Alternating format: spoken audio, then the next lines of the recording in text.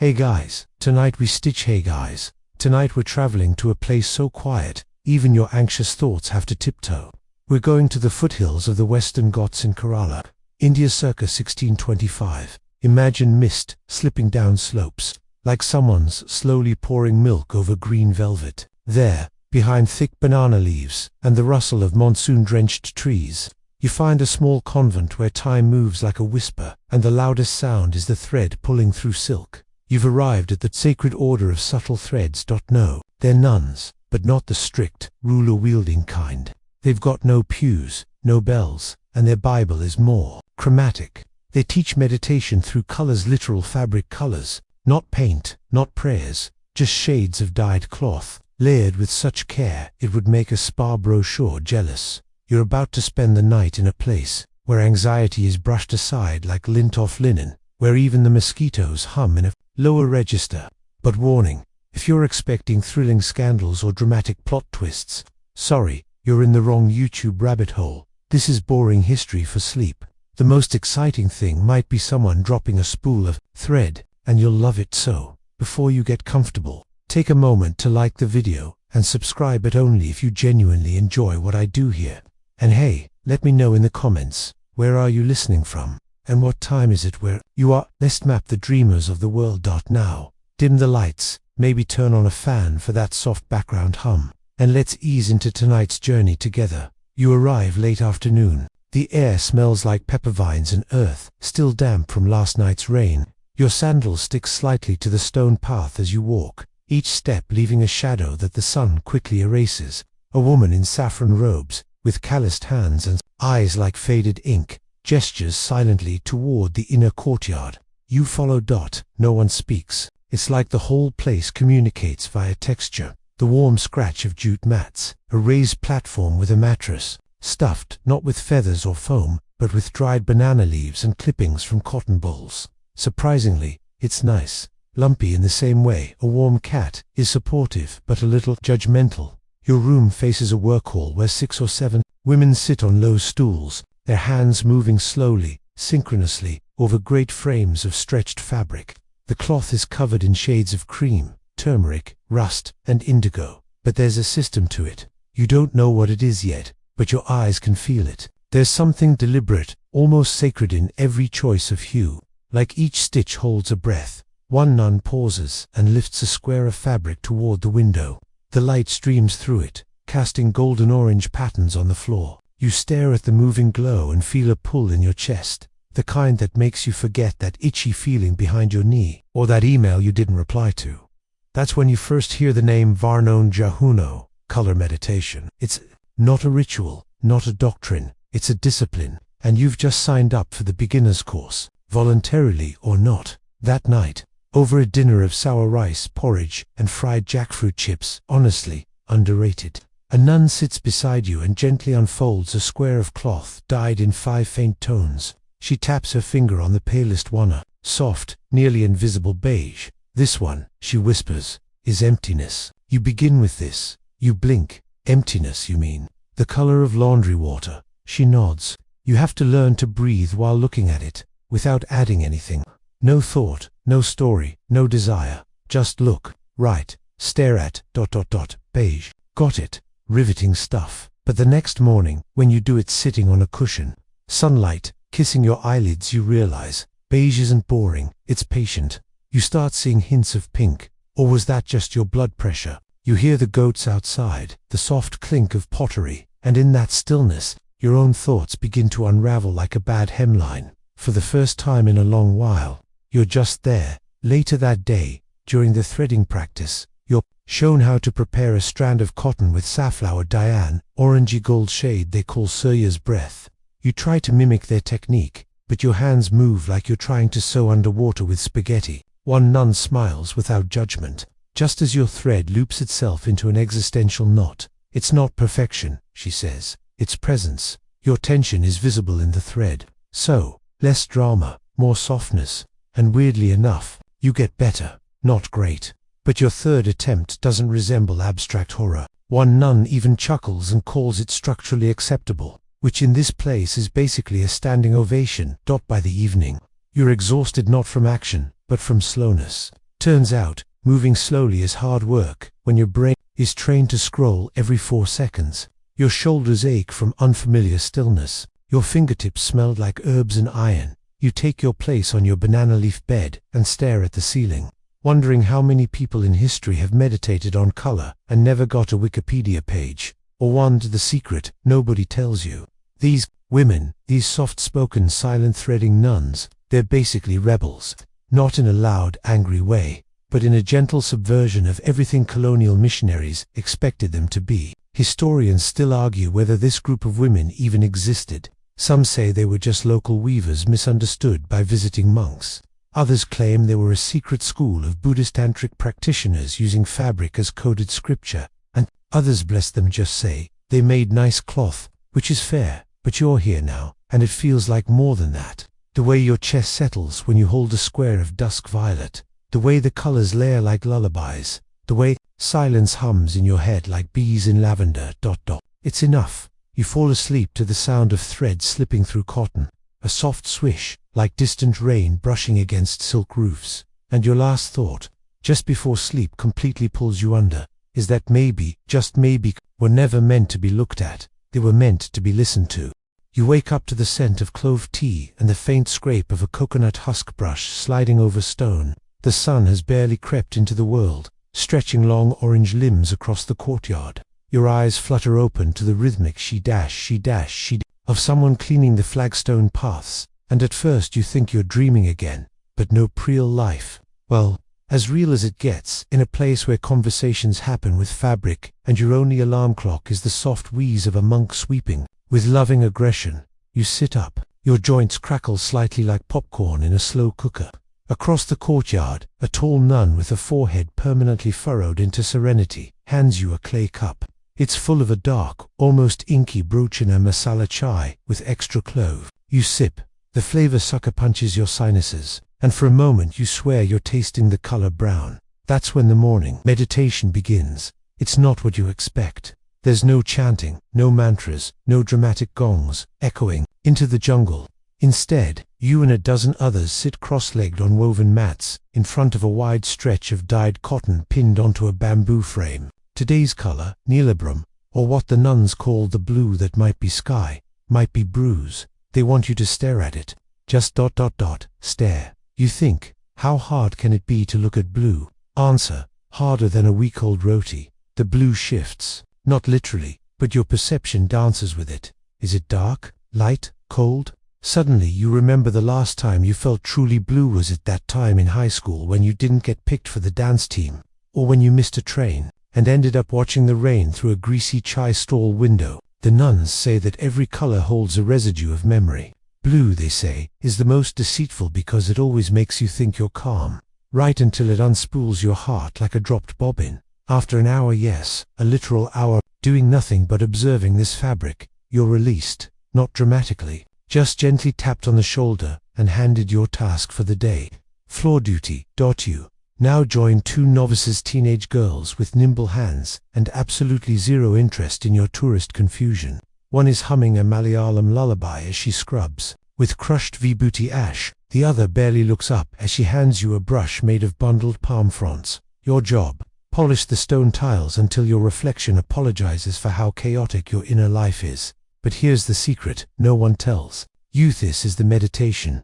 There's no separation here between cleaning and contemplation. The smell of wet stone, the chill of morning dew brushing your ankles, the gritty sound of coconut bristlet all pulls you inward. Even the dried mango peels they use to degrease surfaces have a comforting temps. You pause at one point, brush in hand, and realize you've stopped thinking, not zoning out, not disassociating, just being.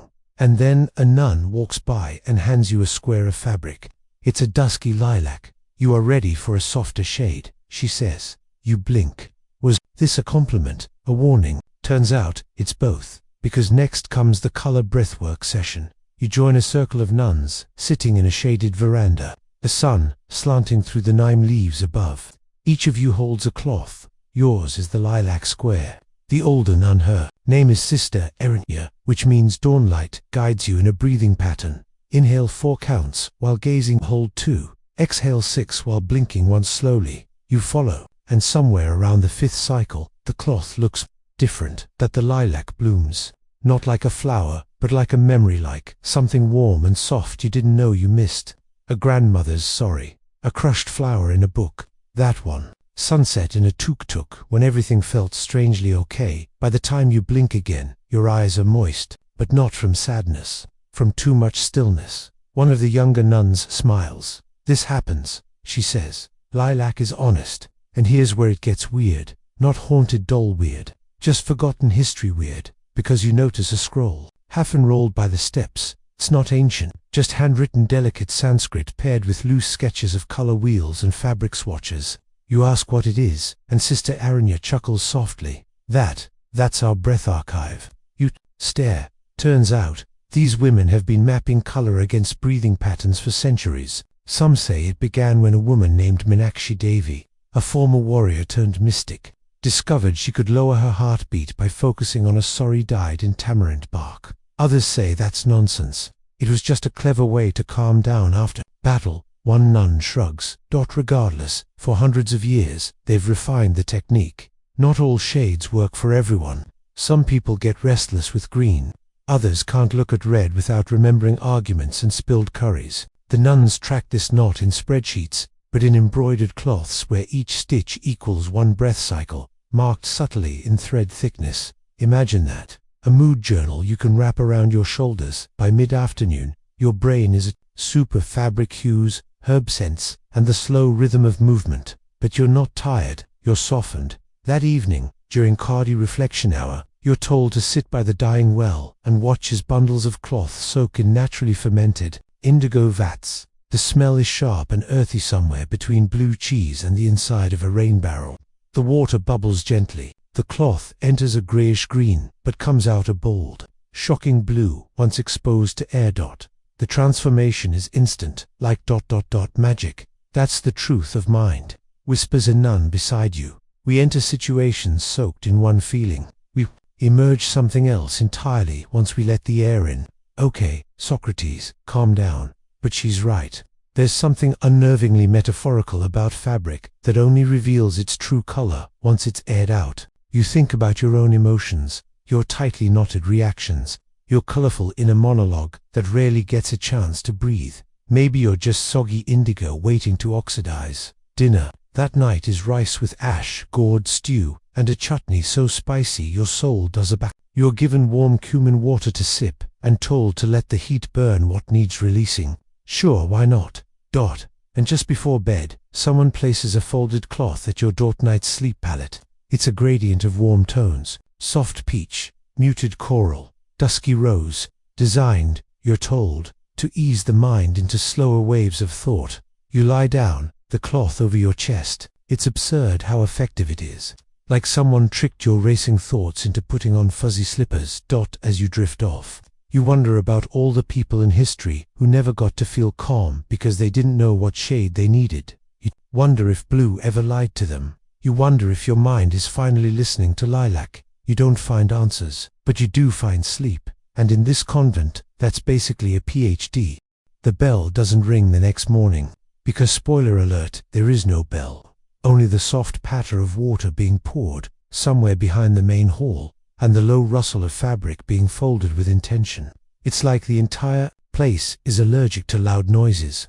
You think about your alarm back home, the one that sounds like a blender falling down a staircase, and shudder. You sit up, your sleep palette has slipped off onto the floor, and for a second you panic. Did you disrespect the choral tones? Are you going to get spiritually demoted? But then a novice walks by and scoops it up with a grin, folds it into a perfect rectangle, and hands it back with a wink. You slept well, she says. Not a question. Today, you've been invited, Doki, maybe gently coerced into the color loom chamber, where things get a bit more ... interactive. You're handed a long spool of golden thread and told that you'll be weaving under supervision. You nod, trying to look spiritually ready while quietly panicking that you'll tangle the soul of the universe in a knot. The loom is large, made of aged teak, and smells faintly of sesame oil and incense. It looks older than any of the nuns, and possibly older than time itself. You sit before it, The tension in the warp threads feels like a tightrope stretched between "you've got this" and "you're about to mess everything up." Your guide today is Sister Kamala, stooped, smiling, and possibly part cat. She watches you like you're a baby deer learning to walk on a frozen lake. You fumble with the shuttle, miss the weft, and somehow manage to drop the golden thread in your lap like a pile of regrets. She laughs softly. Again, you try again, and again, and again, and then, somewhere around the 20th try, the thread slides through the loom like it belongs there. The fabric begins to form, row by row. It's barely anything, a golden line against a dull cotton sheet, but Komali nods approvingly. Now comes the twist. Literally, you're shown how to bend the breath into the thread by twisting it at precise intervals. Not for durability, for mood. Sister Komali leans in and explains that certain twist rhythms, low, deliberate turns every third row, can induce sleepiness. Others, tight spirals every 2 rows, create alertness. There's even one called Jagrat Bindhu, a pattern that supposedly helps with lucid dreaming. You ask if it really works. She just smiles. Later, while helping to rinse dyed fabric in a wide clay basin, you meet Sister Yathi, one of the senior dyers and the unofficial color whisperer. She's in her 50s but moves like fogquiet, gliding, impossible to follow. She's preparing a batch of turmeric-dyed cloth and invites you to stir. You take the paddle and swirl. The water shifts from mustard to amber, to something that looks like liquid sunlight filtered through honey. You lean in to sniff and nearly pass out from the intensity. That's how you know it's good, she says.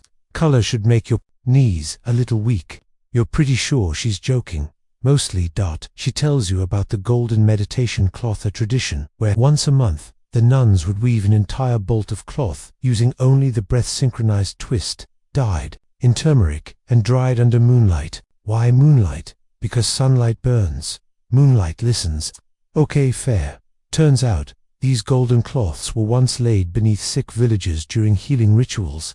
The belief was that the turmeric's antibacterial properties combined with the breath-twisted weave helped realign the body's rhythms. No scientific peer-reviewed studies, sure, but history doesn't always wear a lab coat. Some say the cloths glowed, Sister Yathi adds, but that's just nostalgia talking. Still, there's a part of you that wants to believe. Then you hear it.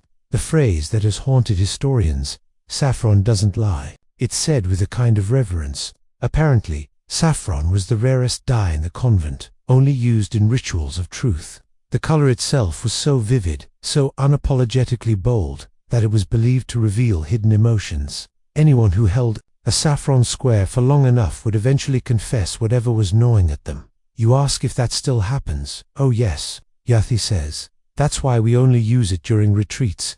Too much truth makes bad roommates. You laugh, but she's serious, and here comes today's oddity, the whisper threads. After lunch, you're invited into a shaded room lined with shelves of colored yarn. One wall is covered in swatchestini squares with handwritten notes beneath them. You're told these are emotional residues, records of people's reactions to certain cloths. A scholar from Pune once called it textile psychology, before Freud could hold a sewing needle. You pick up a square dyed in pale green and feel ... inexplicably unsettled. There's a sharp edge to it, like the moment before a thunderstorm. You check the note beneath it. It reads, "Envy, disguised as growth." Wow. Next is a deep maroon swatch. Warm, grounding. The note, grief in slow motion. You look at the nuns around you and realize they've been quietly studying your reactions the whole time. "Your face says more than you think," says one, scribbling in a ledger. Apparently, your fabric preferences have now been catalogued. Somewhere in a dusty archive, there's a note that says, "Struggles with surrender, strong response to burnt umber." By now, your brain feels like it's been ironed flat. You take a break in the herb garden, where the scent of tulsi and lemongrass makes your eyelids heavy. A novice offers you a rose petal compress for your wrists. Supposedly, it enhances perception of warm tones. You ask what happens if someone is colorblind. "Oh," she says, "they usually hear better." You don't push further.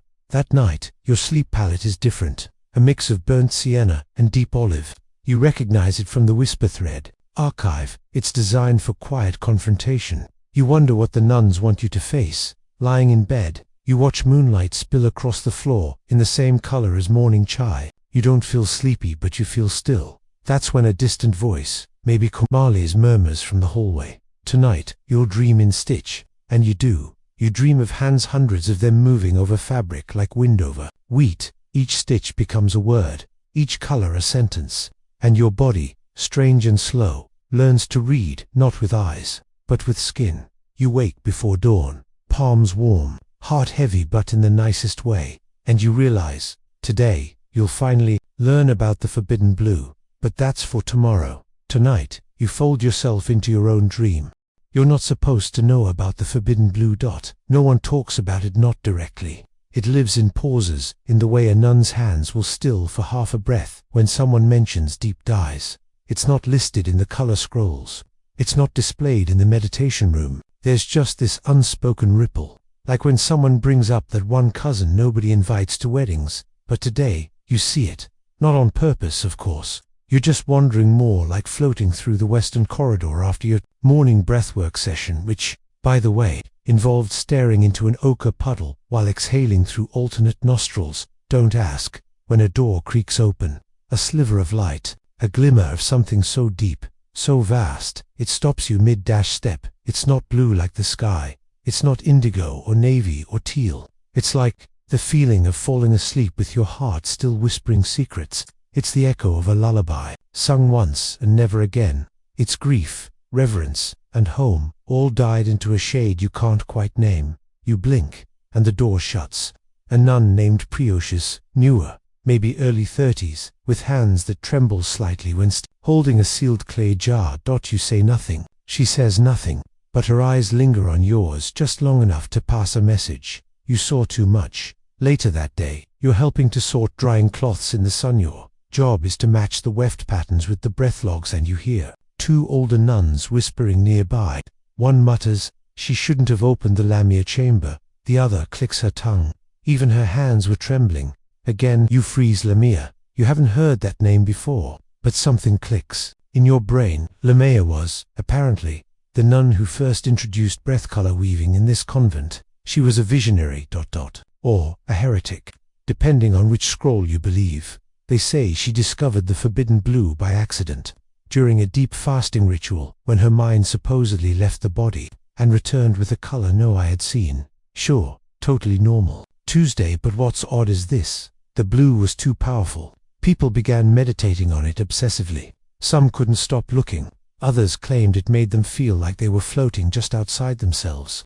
One novice apparently spoke in riddles for 3 days after touching a swatch. Eventually, they sealed it away. A soft scandal, a gentle exile, and yet, the color remains. That evening, you were invited to help fold legacy cloths in the vault room, an old chamber with drawers labeled in hand-dyed ink. You pull one open and find fabric after fabric, each carefully wrapped, annotated, and pressed with sandalwood paste to prevent decay. One cloth, in particular, stands out, not because of color, it's a dull gray, but because it feels wrong in your hands. Heavy, expectant. You unfold it carefully. Inside, you find a single thread, no bigger than a hair, dyed in something almost blue, but not quite. You show it to a nun named Terra. Her smile tightens. "That's Lamia's," she says, and gently takes it from you. You're not ready. Okay, rude, but fair. That night at dinner, there's an odd tension in the air. Even the stew tastes more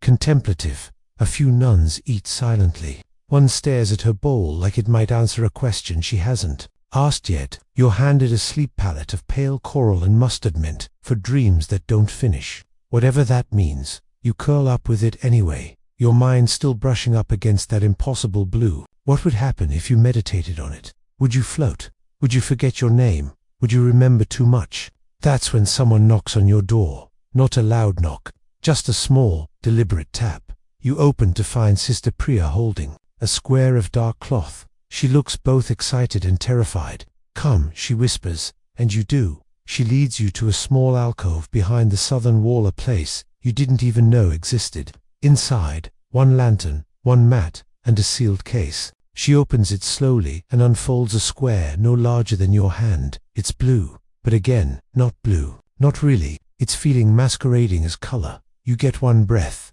she says. You nod, heart pounding like a drum made of old scrolls. You hold the cloth. You inhale, and the moment stretches. you feel your mind widen, your breath vanish, and something unspool inside your chest like a kite snapping its string. You see a memory not yours, but someone's, of weaving in silence, of threads soaked in moonlight, of loss, joy, and absolute stillness. Then you exhale. It's over. You blink. Tears roll down your face without your permission. Priya takes the cloth, seals it again, and doesn't speak for a long time. You should not have seen that, she says, but maybe you needed to. You walk back in silence. The sky overhead is the real-world version of that blue, now deep, infinite, indifferent. You lie down on your mat, clutching your normal, boring sleep palette of khaki and rust, and for once, you're grateful for plainness. That night, you dream of Lamia. She's not scary, just ... tired, smiling. She weaves while humming a song with no words. Each thread she pulls feels like a story someone forgot to tell. You wake before dawn, heart strangely light, and when you open your eyes, a folded square lies at your door. It's not blue, it's soft lavender, a gift, forgiveness perhaps, but you'll never look at fabric the same way again. The fever arrives just after noon, riding on the wind like a rumor. You're helping Sister Terra organize a pallet wall, basically a giant textile mood board, but sacred when a novice sprints across the courtyard. You don't see her face, just the swirl of her mint-colored robes, and the way her sandals slap the stone louder than anyone ever dares around here. She doesn't speak. No one needs her to. By the time the bell, yes, they do have one, it's just reserved for emergencies or coconut thefts, rings 3 times. The air has already changed. You can smell it, sour, metallic, like overripe jackfruit left in the sun. People are moving differently, faster, yes, but also with that awful gentle urgency you only ever see in places that are normally peaceful.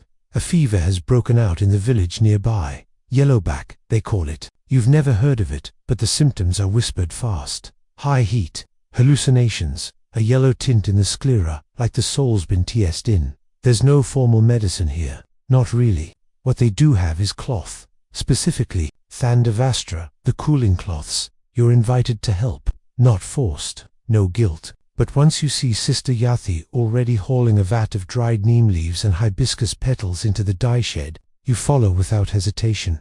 Because now you understand, this isn't just color therapy, this is textile triage. The dyeing process is fast and hot.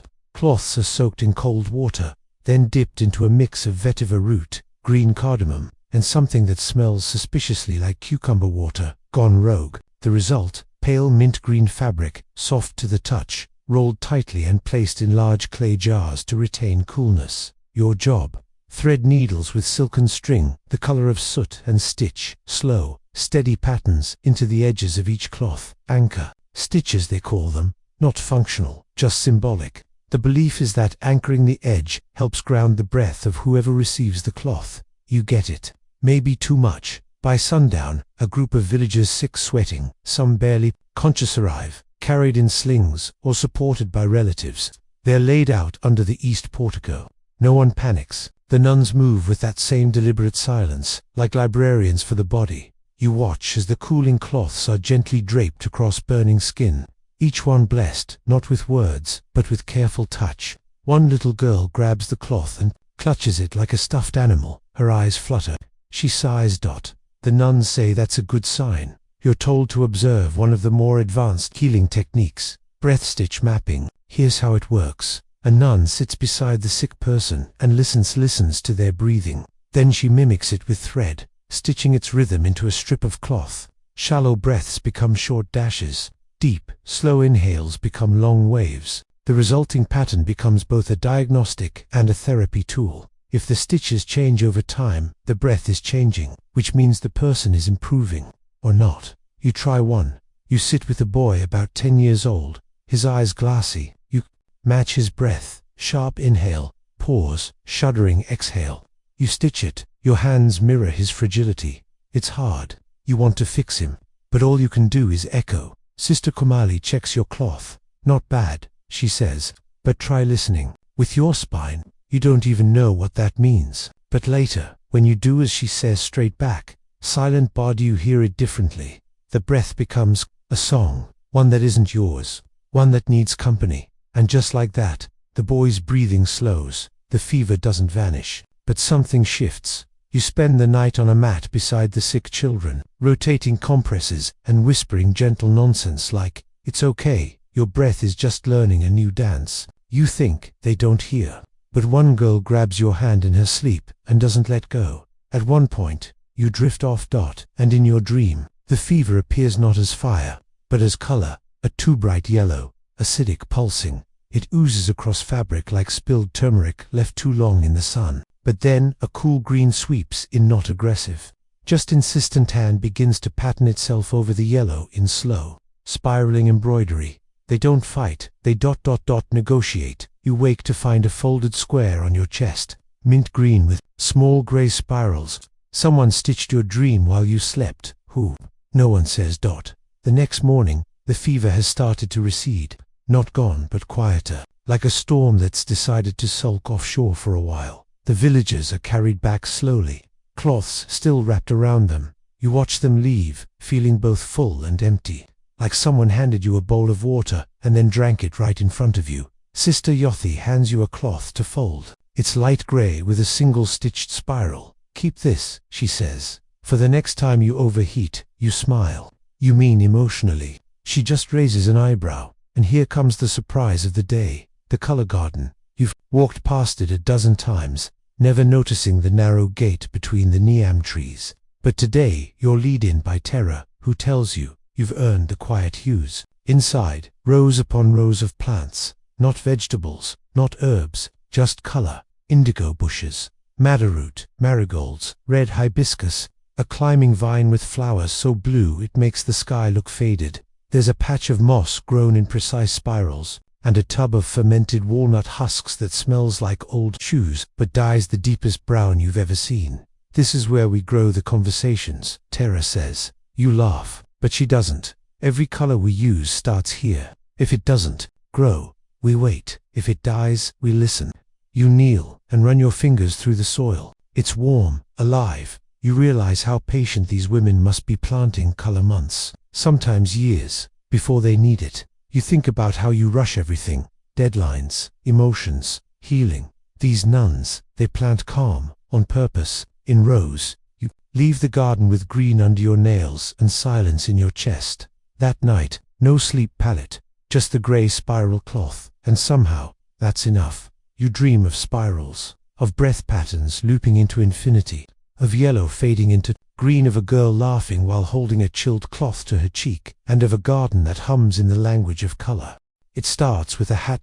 Not yours. His. You're standing in the courtyard after morning chai, watching a few nuns carefully wash bundles of marigold petals for dye. The day feels like it might behave for once mild breeze, sun tucked behind a courteous layer of cloud, and you've just started thinking maybe, just maybe, enlightenment is a mid-level humidity state. Then you see him. Straw hat, wide-brimmed, not local. A European man walks through the convent gate, like someone unsure whether they've wandered into a temple or an elaborate misunderstanding. His clothes are dusty. His boots look far too shiny for this setting. And slung across his shoulder is a satchel bursting with folded parchment, and what you swear is a jar of dried beetles.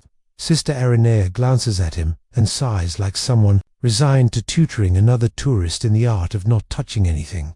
The man bows awkwardly. "I'm looking for the red." That gets everyone's attention. You learn his name is Domingos Ferreira, a Portuguese naturalist, which, from context, means he collects things and sends them back to Lisbon labeled exotic findings.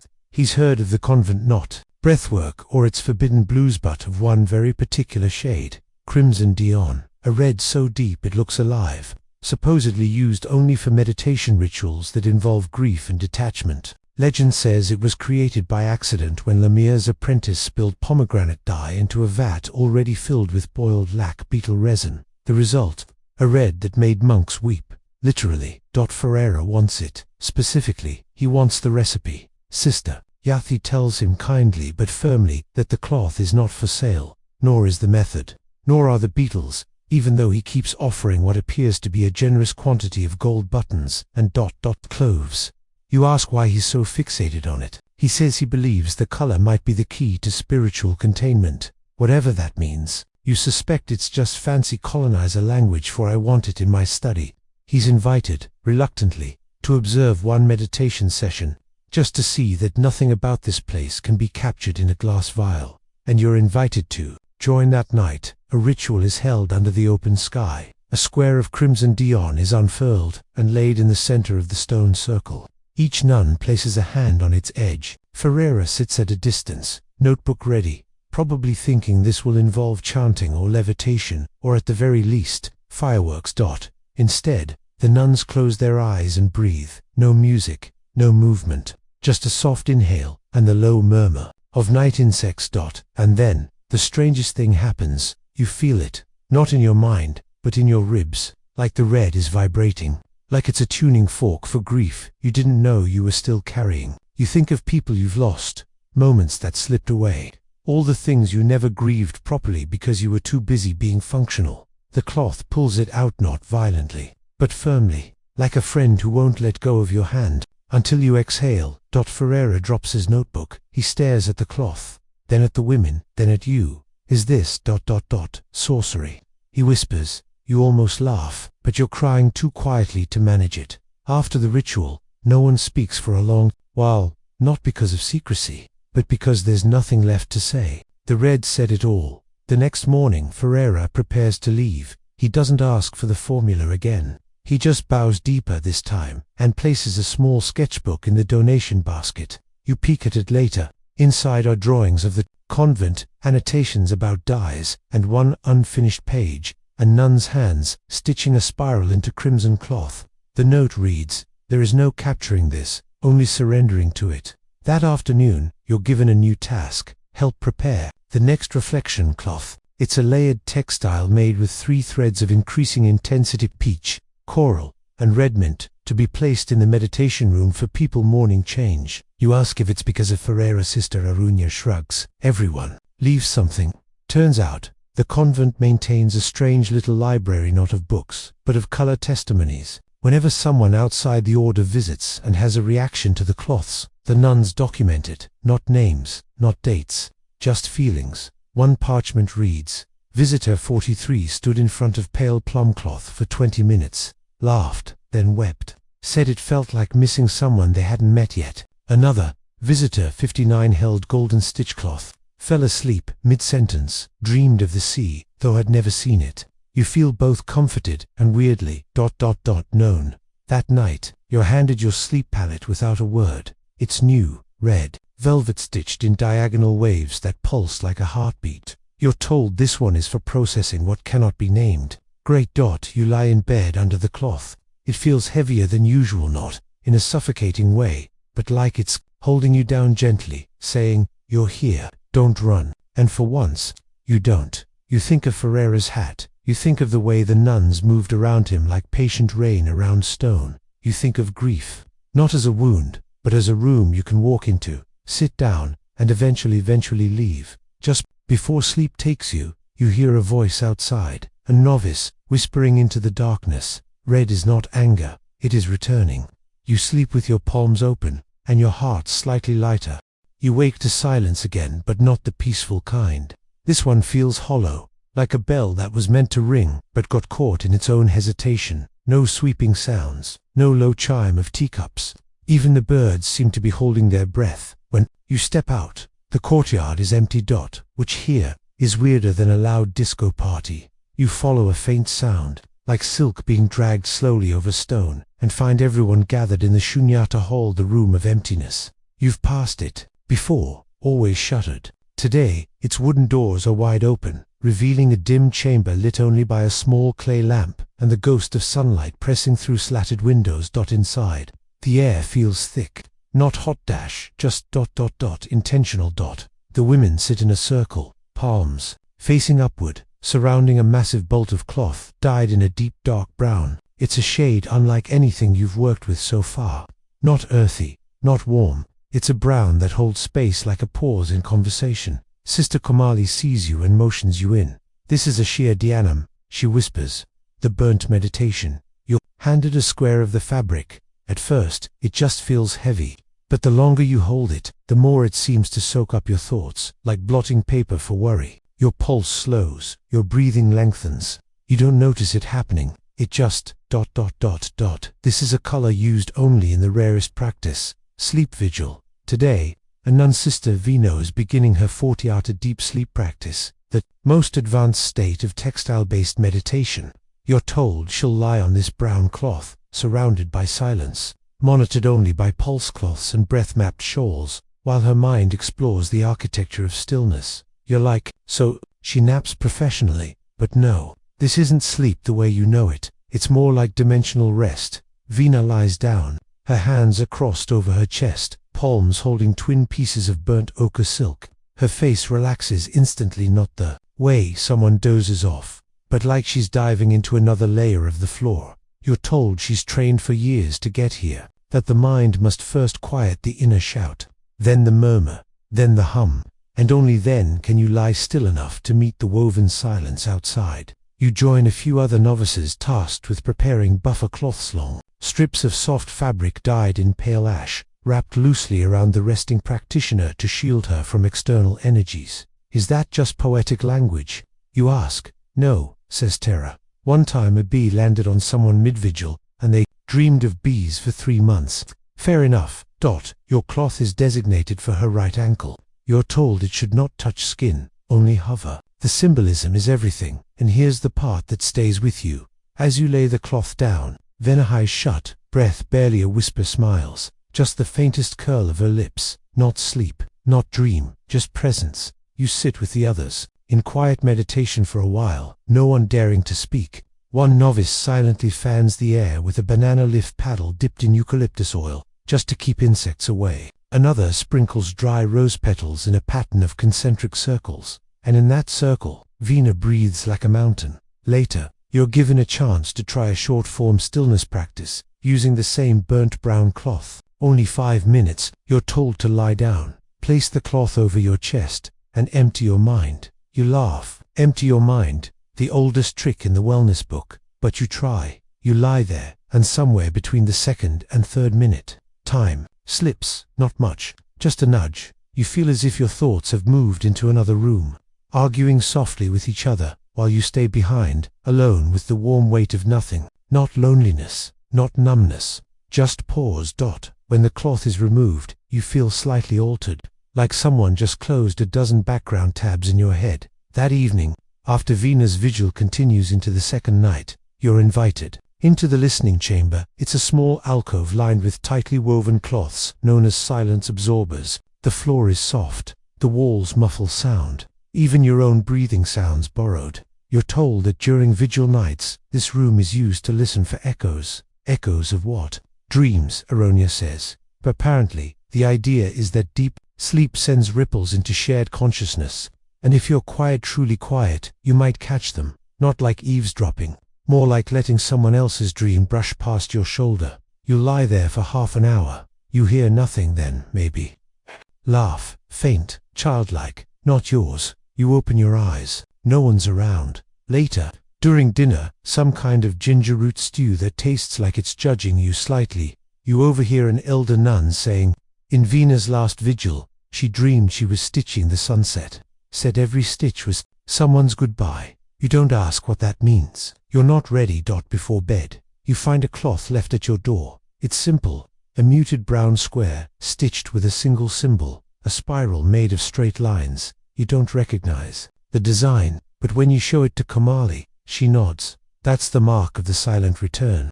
A gift. Vina must have dreamt you there. Okay, now you're not sure whether to sleep or file for metaphysical identity theft. You lie down under the cloth, and this time sleep comes like a long hallway. You walk down it, slowly, no rush, no panic, just quiet steps on a floor that was always waiting for you. You don't dream, or if you do, you don't remember, but you wake up feeling like you'd been read and loved for it. It starts with a whisper of rebellion, not a scream, not a stomp, just the quiet defiance of a pale cloth fluttering where it shouldn't. You notice it during breakfast. Today's menu, spiced rice flakes and a side of coconut that tastes suspiciously like contentment. Someone's tied a strip of fabric, stark white and completely undyed, to the gate of the dye shed. That's a big deal here. Cloth without color is like a book with no ink, useless, or worse, intentionally provocative. You ask, Sister Terra, but she just raises one eyebrow and mutters, "They're starting again." By mid-morning, it's clear, there's a color strike. The youngest novices, 6 of them, all under 20, have decided that they've had enough of the endless breathing, dyeing, folding, weaving, sighing, and never getting to pick their own shades. They believe the system is outdated, that maybe some emotions don't need to be coded, that maybe meditation can happen in silence, with no fabric at all. Scandalous. You find them gathered in the north courtyard, seated in a circle like a reverse flower crown, passing round a spool of pure white cotton thread, and not using it, just holding it. The oldest among them, a sharp-eyed girl named Wraithy, leads the charge. "We want blankness," she says, looking you straight in the soul. "Color has become a crutch. We don't want to feel in pigments anymore." "Okay, existential. Cool, you." Report this to Sister Kamali, who is entirely unbothered. "This happens every 5 or 6 years, she says, sipping ginger tea like it's a front row seat. Eventually, one of them stubs a toe and begs for the lavender calming cloth. But this time feels different. For one, the rebels have made their own non-colored meditation matter-layered pad of white muslin, stitched with white and white spiral patterns. When you sit on it, it's like trying to meditate inside a blank sheet of paper. Every thought echoes louder. It's not peaceful, it's raw. You try it, and, well, it sucks. Your thoughts bounce around like bees in a glass jar. Your itch becomes a tragedy. Your ex's name shows up for no reason. After 7 minutes, you're sweating. Wrathy smirks. "Exactly." She explains their movement. They call it the fabricless state, a push toward emotion stripped of aesthetic. No crimson for grief, no sky blue for surrender. Just sitting with the thing itself, without the comfort of beauty. You get it, kind of. It's like ripping the bandage off your feelings and staring at the wound. Still, the older nuns are unimpressed. Sister Irenea starts a new series of colorless colors, shades so faint they almost disappear, visible only at certain angles or when held to candlelight. A compromise, kind of. She names them things like whisper gray, breath tint, and ash memory. You help test them in the evening light, holding cloths to your eyes like you're checking for ghosts in the laundry. Then, something weird happens. The rebels start using the colorless cloths. First, Wrathy wraps one around her wrist, just for temperature. Then another novice lies on a pale silk mat, just for posture. By day 3, the meditation circle looks like a delicate snowstorm of passive aggression. They haven't surrendered, but they single quotes adjusted. The truth is silence can be sacred, but even blankness has its textures. And here comes the most poetic part of all this. The final act of the protest is a silent color exchange. No words, no declarations. Each rebel places a folded white cloth in the center of the meditation hall, and in return, the elders replace them with a swatch of nearly invisible, tone soft as breath, dyed from petals steeped in moonlight. You help arrange them, each cloth paired with a short hand-stitched phrase. Surrender doesn't mean silence. Stillness has shades. Blank is not empty. The next morning, the novices return to group meditation like nothing ever happened. No lectures, no punishments, just a quiet shift in tone. Later that day, you find a cloth in your corner of the workroom. It's white, but if you hold it to the sun, a spiral pattern emerges stitched in silk thread, so faint it only glows in warmth. You turn it over and find a phrase embroidered beneath. You listened. You fold it gently. You don't ask who made it. You don't need to. That night, you choose not to use a sleep palette, not out of protest, just curiosity. You lie under your usual woven mat. No colors, no symbols, just fabric and skin and air. And sleep comes differently. Not like a story, more like a pause. You don't dream, but you wake up softer and realize that even the quietest shades still know how to speak. You lose her trail at the edge of the forest. It starts with a gust, one of those mid-morning breezes that feels like someone just opened a very polite portal. You're collecting petals in the garden when a flicker of orange catches your eye, disappearing beyond the turmeric trees. A flash of motion, fabric, not leaf, definitely not squirrel. You look around, no one else reacts, but something hums in the soles of your feet. You follow. The air gets denser as you move past the convent's outer path, stepping between banana leaves and thick underbrush. Vines scratch your arms gently, like they're just making sure you're Paying attention, you call out once, no answer. Then you see it. A strip of burnt orange cloth fluttering from a tree branch, not tied, just hanging, light as breath. You take it down. It's hand-stitched at the corner with a spiral for mid. A single word, sewn in faded thread. Look, you do. And 30 paces ahead, another strip waits. Thus begins the trail. Each cloth hung with care. Never the same tree twice. Each more weathered than the last. Always orange. Always fluttering just enough to feel alive. Like they're breathing. You follow. You stop counting the steps. The forest shifts behind you, swallowing the path. You don't panic, not exactly. But you do become aware of your breath, in that way you do during long elevator rides, or when someone says, "Don't look down." Eventually, you reach a clearing, and there she is, a nun, standing at the edge of a pond so still it reflects sky better than sky. Her back is turned, her robe the same vivid orange as the cloths. You know her name before she speaks. Sister Anaya. The one who vanished months ago. They told you she left, that she had reached the orange realization and needed to be alone. Whatever that meant. She turns. Her eyes don't shine. They glow. You sit beside her, and she says nothing for a long time. Finally, did you follow the trail? You nod. Then, you're ready. You expect a lesson, a riddle, a secret scroll. Instead, she points to the pond. The color isn't in the fabric. She says, it's in the space around it. You squint. She smiles. Try breathing like it. That's when the real work begins. She shows you color echoing a meditation where you don't look at the fabric, but around it, letting the color inform the air.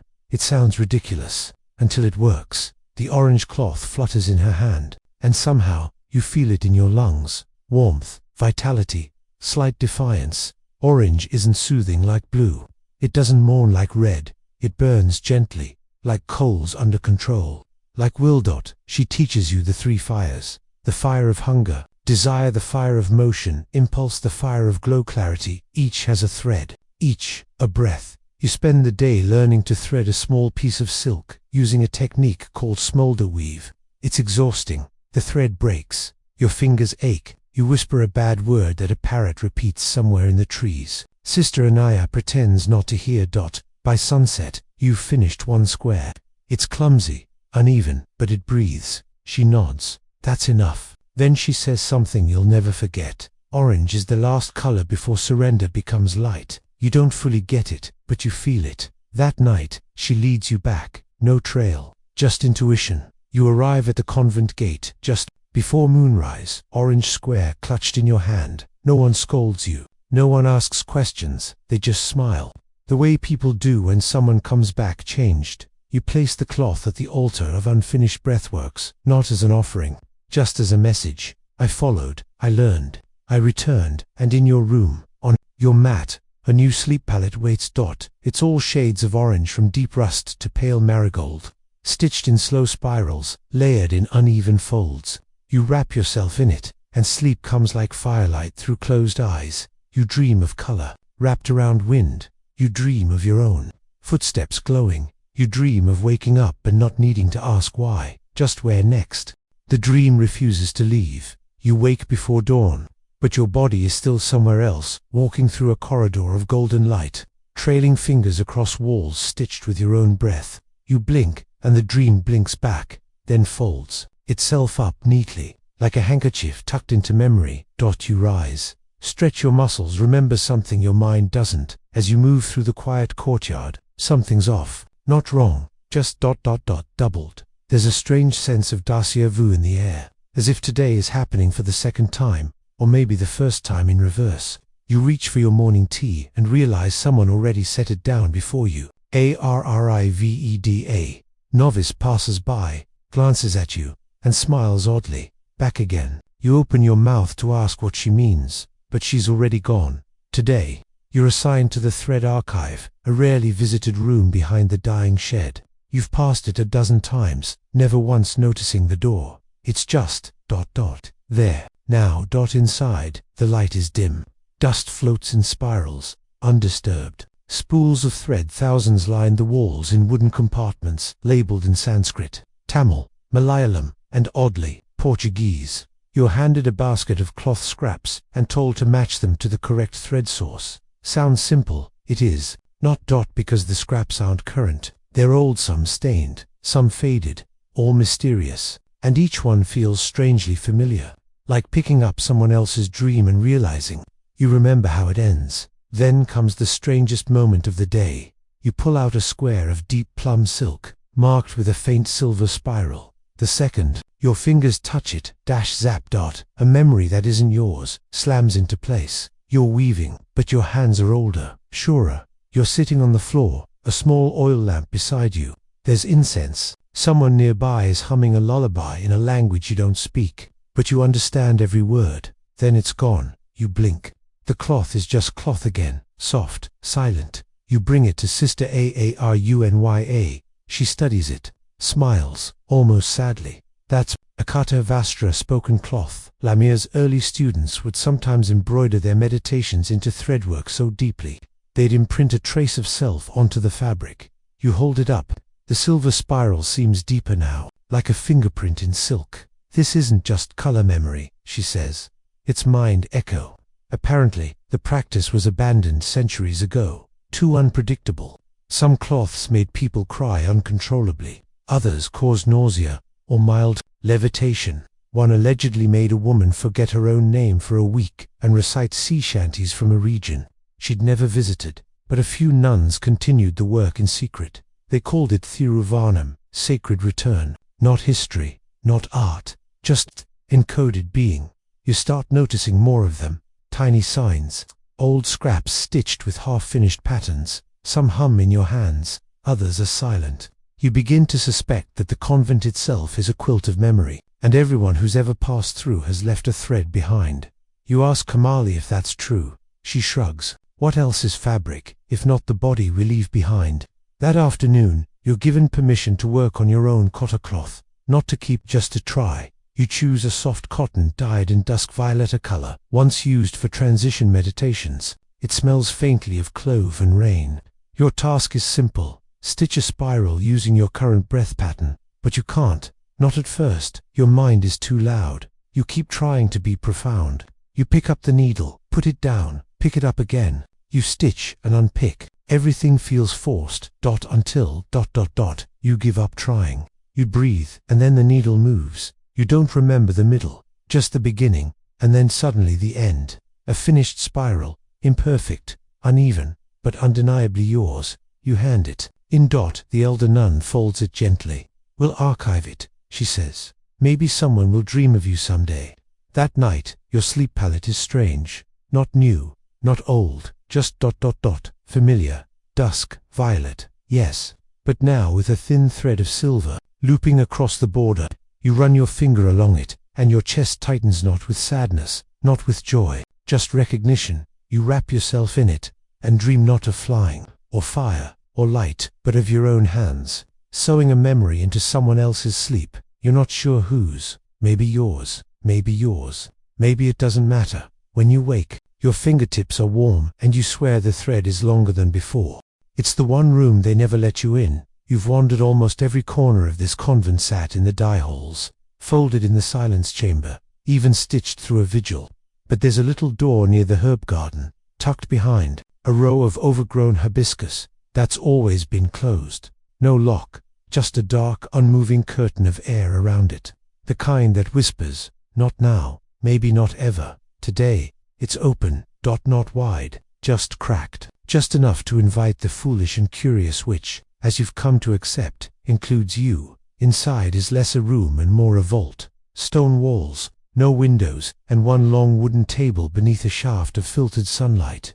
There are scrolls, yes, but not the paper kind. These are fabric scrolls, rolled and bound with colored string. A nun stands beside them. She's unfamiliar, tall, barefoot hair, longer than any of the others. You suspect she might not be officially part of the convent anymore.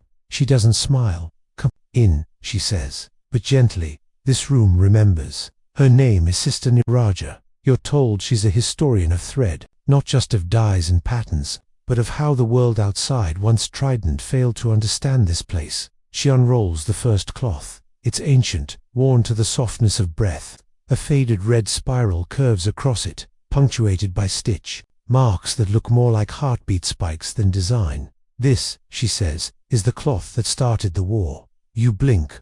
War. She nods. Not of weapons, of meaning. And here we go, your required historical moment. Back in the late 1700s, a traveling group of scholars from Calcutta came to document what they called the color monks of Kerala. They were intrigued, maybe even impressed, but predictably confused. They tried to record the meditation practices as choreography, tried to translate the dyed fabrics into emotional alphabets. One scholar claimed the colors were actually codes for celestial navigation. Not entirely wrong, Niraja adds, but he couldn't follow a compass without crying. Tension grew. The locals grew wary of the outsiders' constant questioning. The nuns refused to explain the meaning of the ash spiral cloth, a rare piece used during eclipse rituals. The visitors saw this as secrecy. By papers were written, accusations made. One convent was nearly shut down by British administrators for obstructing the scientific method. And yet, the cloths endured. Some things, Niraja says, refuse to flatten into language. She invites you to help with today's task, cataloguing disputed cloth pieces whose origins or purposes are still argued over. You're handed one wrapped in pale indigo. The tag reads, function unclear, possibly dream weaving, possibly table linen. You stare at it for a while, then you hold it to your cheek. It smells like nutmeg and dust. You feel oddly comforted, not peaceful exactly, just heard. You write down your impression. Niraja glances at your notes and raises an eyebrow. Some historians would disagree, she says. You shrugged. They weren't here. Later, you discover the edgecase wall. Dozens of small cloth fragments are pinned side by side. Each is slightly irregular, oddly stitched, maybe even flawed. These are the misfits, the ones that don't align with any known ritual or breathwork pattern. They're beautiful. You're told some were made by visitors, some by novices mid-breakdown. One might have been stitched by someone during a fever dream. And here comes your favorite line of the day. These are not mistakes, Niraja says. They are the proof that the practice is alive. You nod. You understand. After dinner, mung bean stew and a coconut paste so smooth, it deserves a poem. You wander back to the vault. It's closed, but someone's left a cloth at the door. It's not ancient. It's not official. It's yours. Your cotta. Vastra, the one you stitched days ago, returned. But something's different. A new thread has been added. A single, silvery line crossing your spiral gently, like a second thought laid carefully over the first. You flip it over. A note is stitched along the edge in near invisible thread. Histories are stories we agree to carry. This one carries you back. You hold it to your chest. Dot, breathe, dot, and for a moment, feel your place, not above, not outside, not explaining but within. That night, your sleep palette is midnight blue, overlaid with warm gray. A dreamer's map. A scholar's pause. You wrap yourself in it, letting the folds carry everything you've learned, and all you still don't understand. You don't dream of war. You dream of color, arguing with history, and winning. They say nothing ever dries in this room. You don't believe it until you walk in. The western chamber, nestled behind a row of old teak trees, smells like warm clay and rain-soaked cloth. You've passed by it a dozen times, noticing only the crooked doorway and the vine that insists on curling into the lintel. No one ever talks about what's inside. But today, Tara hands you a damp towel and says simply, you're on wall duty. You don't ask. You go. The moment you cross the threshold, the air shifts. It wraps around your skin, not wet exactly, but thick, like breath exhaled and forgotten to dissipate. The stone walls are darker here, stained with a mottled patchwork that looks suspiciously like watermarks, but never spreads. The temperature is steady, cool, still. And on one wall, from floor to ceiling, fabric dozens of panels hung side by side, each one perpetually damp. That Sister Aranya stands in the center of the room, adjusting a cloth the color of bruised plum. She turns as you approach, the towel in your hand, feeling hilariously inadequate. Don't bother, she says. It's not about wiping, it's about presence. Great, more metaphor. You ask, as calmly as possible, what exactly this is. This, she explains, is the weeping wall. These are the emotive cloth's fabric, dyed and stitched, not with a color, but with a feeling that refused to dry. Excuse me. She nods. When someone weaves during intense transition, grief, surrender, revelation, the cloth sometimes absorbs more than pigment. It holds. Echo. and echo resists dryness. You run your fingers over one of the cloths. It's cold, soft, damp to the touch, but it leaves no moisture on your skin. The feeling lingers anyway. Erenia shows you how to tend to them, not to dry, but to support. You fold new towels and place them at the base of each panel, not to soak up anything, but to signal readiness. You light a small oil lamp in the center of the room, because apparently the flame helps ground the atmosphere.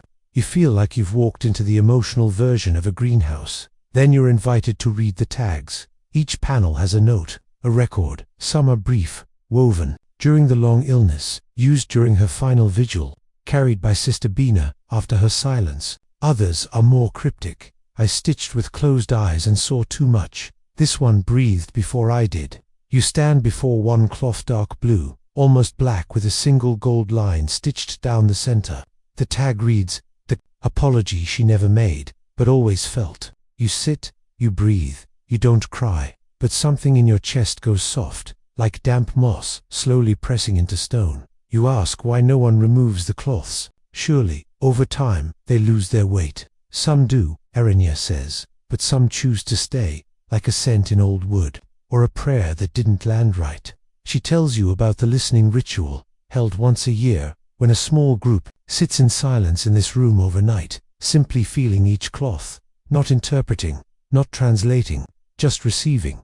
You ask if you can try. She nods. So that evening, you return after dinner, jackfruit, curry, and a rice pudding so soothing it deserves its own meditation app, and sit on the floor in the middle of the room. You light your own lamp. You breathe, and one by one the cloths begin to speak, not in words, not even in images, just sensation. One makes you feel like waiting in a hospital hallway. One makes you feel like the moment someone says, "We need to talk." One feels like a goodbye you knew was coming, but still hoped would delay itself just one more week. It's overwhelming, but not unbearable. You realize, slowly, that this room doesn't exist to punish memory. It exists to compost it, to give emotions that never resolved a place to soften. And here's the strangest part. You find a cloth with no label. It's gray, speckled, looks unremarkable. But when you touch it, ZAPA memory hits you. Not yours. You see a girl, maybe 15, stitching, through tears. Her fingers move too fast. Her breath is unsteady. She's weaving something she doesn't understand yet. She's hoping the cloth will hold it for her until she's ready. You gasp. Then the sensation passes. You check the back of the cloth. Hidden in the seam, barely visible, a stitch. She can have it now. You fold a fresh towel. Place it gently beneath the cloth. Bow. You leave the room in silence. That night, your sleep palette is soaked in colors you can't name. You're told it was selected from the Weeping Wall archive, a cloth ready to dry. It feels warmer than the others, not damp, but dewy, like morning air on the back of your neck. You wrap yourself in it, and sleep comes as it always does here, not like a fall, but like a deep, slow settling. You dream of hands wringing cloth over a well. You dream of fabric sighing. You dream of a room that never dries, and never needs to. They stitch with their eyes open. That's the first thing you notice. Not blinking, not glancing down, just steady, unbroken gaze, like sleepwalkers threading a needle through moonlight. You'd think it was a trick. Maybe they practiced for years. Maybe it's muscle memory. Maybe their pupils have tiny needles of their own. But no, it's something else entirely. You're told you'll be spending the day with the two sisters, an elusive pair of elder nuns, known simply as Lalitha and Pavitra. No one mentions their last names. No one knows if they're actually siblings, or just two halves of a spiritual inside joke. They live at the edge of the convent, in a modest house overgrown with jasmine vines that bloom even at night. And they never close their eyes. It's not medical, it's not creepy, it's just how they work. Your guide for the morning, Sister Tara, offers no real explanation. They practice the unseen thread, she says. To them, closing the eyes is a form of retreat. They prefer engagement. Okay, mildly unsettling. You approach the jasmine-covered hut. The scent is thick, too floral, too sweet, like perfume worn with too much hope. You step inside. Dim lighting, wooden floor, rows of tightly wound thread spools stacked in clay pots, and in the middle, two women. They are still, except for their hands. Their eyes lock on yours the moment you enter. Not cold, not curious, just aware. They gesture to a cushion. You sit. Without a word, Pavitra hands you a square of dark navy cloth. Lalitha gestures to a needle. Thread your line, Pavitra says softly, her voice dry as folded linen. You thread it, then she adds, ... and do not look away. This is the game. The practice of stitched awareness. Every time your eyes stray just for a second to check your hands, they pause, not to shame you, just ... to wait. You try again, and again, you stitch, you fumble, you fight the urge to check your fingers, your hands tremble, you blink, your thread knots. Lalitha raises one eyebrow. Your gaze is noisy. Okay, ma single quotes aren't. Slowly, painfully, you begin to sense what they're doing. They aren't watching the fabric. They're watching you. Their awareness holds yours in place like an invisible loom, and with time, your hands adjust. Not perfectly, but better. By midday, you've completed 3 rows of what Pavitra calls breathweave. Each stitch follows your inhale, each gap your exhale. The result is uneven, human, and unmistakably present. Better, Lalitha says. Still, distracted, Pavitra adds, then they rise at the exact same moment and lead you to the moon frame. It's not a loom. It's a wall-mounted ring, nearly 4 feet wide, where cloth is stretched in a perfect circle. They work on it together, side by side, eyes never leaving the center. This is where they've stitched 36 hours straight, not in one go, but in stretches, meditating while stitching, stitching while meditating. No words, no glances, no correction, only synchronized breath and pure unbroken line work. The cloth is translucent pale gray, shot with silver. You lean closer. It's a spiral. Of course it is, but within it, smaller spirals, layers, echoes, each one a slightly different tension. The cloth seems to move, even though it doesn't. The movement is inside you. You ask how they designed it. We didn't, Pavitra says. We remembered it. Lalitha finishes. You're allowed to touch it. Your fingertips brush against the surface, and for a moment, you feel ... silent. Not quiet, silent. A deeper version, as if your thoughts have stopped bouncing and are simply resting.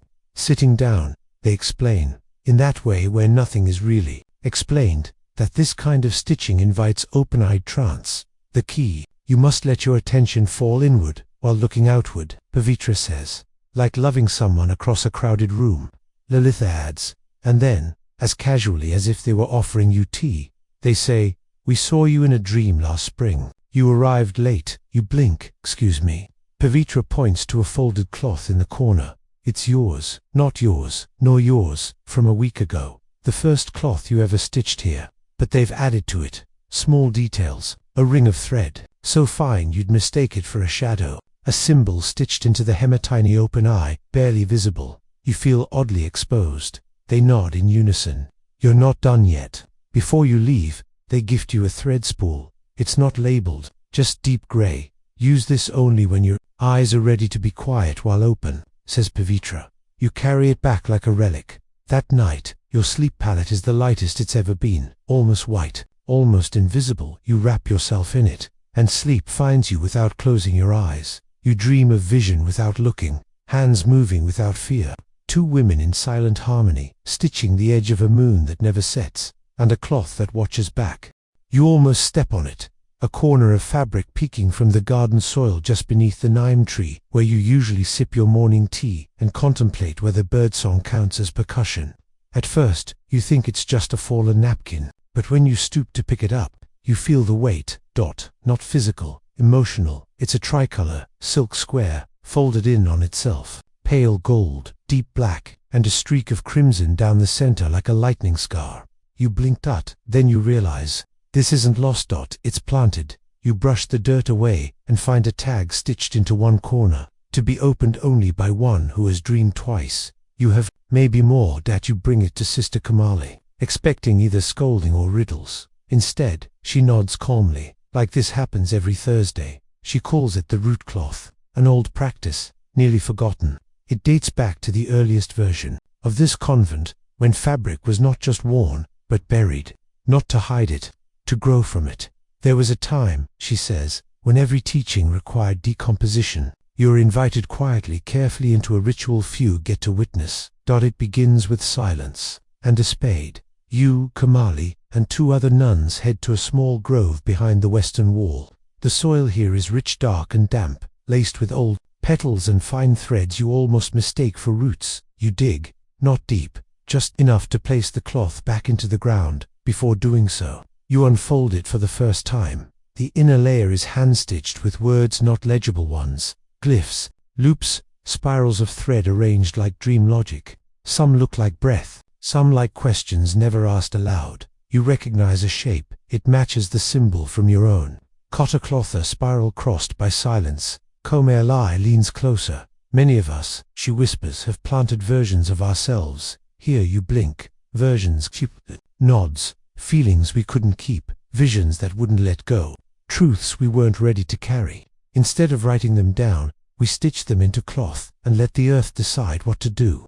That's what this ritual is. Not burial. Germination. You fold the cloth again, press it gently into the soil, cover it and sit. You're told to wait 1 hour, not to meditate, not to think, just wait. You do, and during that hour you feel everything loosen, not just your breath, your narrative, bits of your life memories, judgments, identities, drift through your chest like leaves on water. You don't chase them, you don't claim them, you just let them drift. You feel lighter, stranger, almost unstitched afterward. You return to the convent. No one asks what you planted, but at dinner, rice with toasted mustard seeds and a doll so perfect you consider proposing to its sister Terra slides a folded cloth toward you. You open it. Inside, 3 threads, gold, black, crimson. Yours. The next morning, you're asked to join the preparation for the loom of weathered selves. It's a collaborative project, only done once a season. A massive cloth woven by many hands, each thread representing a moment someone has chosen to release. Not trauma dumping, not performance, just a gentle laying down of what no longer needs to be carried alone. Each person picks a color. You, of course, already have yours. You begin to weave. Slowly, carefully, each pass of the shuttle feels like a page turning backward, then forward. Again, you weave a version of yourself that once feared silence. You weave the thought you had when you first saw the forbidden blue. You weave the slight disappointment. You carry that no one else in your life will ever quite understand this place. And then, you leave them there, woven, safe, gone. The final cloth is enormous, 6 feet wide, 10 feet long, hung in the upper courtyard. It ripples in the wind, making the air shimmer like it remembers being someone's breath. You lie beneath it, listening to it move, and the cloth listens back. That night, your sleep palette is simple. Unbleached cotton, still warm from sun, no color, no spiral. Just the faintest trace of root-scented soil. You sleep without turning, and dream, not of visions, not of symbols, but of something rising through the dirt. Something stitched with love, not yours, but meant for you anyway. The day begins with silence, not the hush before the storm kind, but the final, steady kind. The kind that arrives when everything important has already been said. You wake to the sound of fabric being pulled across stone, not folded, not carried, drawn. Outside, the convent is transformed. Gone are the scattered chores, the bowls of crushed herbs, the quiet hum of breath stitches and meditators in soft rebellion. In their place, a long white path of cloth and broken, unstitched, spilling from the central hall all the way to the garden's edge. You step out barefoot. The cloth is cool, slightly textured, the threads still breathing from their night beneath. The open sky, there's no pattern, no color, just white. But this isn't a blankness, it's a decision. Today is the day of Thiru, Podam the silent stitch. It's the most solemn of their observances, a farewell, a turning. The tradition dates back to the earliest forms of this community. When a practitioner completes their final layer of learning, they take part in one last act. The long, slow stitch of departure, not out of life, but out of seeking. Sister Erenia meets you at the threshold. You're not here to watch, she says. You're here to walk. You hesitate. I'm not finishing anything you say. She smiles, soft and crescent-shaped. Exactly. And so you begin. Each nun joins the path, one by one. No talking, no ritual, just thread and presence. You are given a needle, silver thin and delicate, and a spool of white thread. Your task, stitch your breath into the cloth as you walk. No design, no flourish, just the rhythm of existence. The first steps are awkward. You miscount your thread knots. You doubt yourself. But then the hush begins to settle in your chest like sand. Step. Inhale. Stitch. Step. Exhale. Stitch. The cloth pulls beneath your feet, not like a carpet, but like a wave, a memory, a continuation. You pass trees that watched you learn to die with fire. You pass the wall where Venus slept for 2 days while her breath turned into dream. You pass the room that never dries. You pass the garden where you buried a cloth. And then you arrive at the end of the path. A wooden frame has been placed, here simple, empty. A frame with no art, no cloth, nothing but 4 corners and expectation. Each nun passes through it, one by one. As they do, they pause, place a final stitch into the white path, and step into something not waiting, but welcoming. You don't ask what's beyond the frame, because you already know. Not a place, a pause, when it's your turn. You kneel. Your final stitch is uneven, a little rushed. It frays slightly. You want to fix it, but you don't. You rise and step through. Nothing changes, and yet everything softens.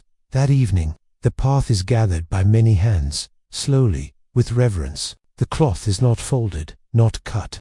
It's rolled from end to beginning, like a breath taken backward. They call it the closing spiral. It will be stored, not as art, but as a moment. You watch from the veranda, a cup of spiced milk warming your palms, and beside you, placed gently on the mat, is your final sleep palette. It's white, but not alone. Stitched into its hem, 30 tiny spirals, barely visible. One for each cloth you worked with. One for each version of you that stitched, sat, unraveled, and softened. You wrap it around your shoulders. You lie down. The fan hums. Outside, a soft breeze moves the tips of the banana leaves. You close your eyes, knowing they will open again. But for now, everything dissolves into a long, slow stitch, into sleep, into quiet, into the hush of color where it began.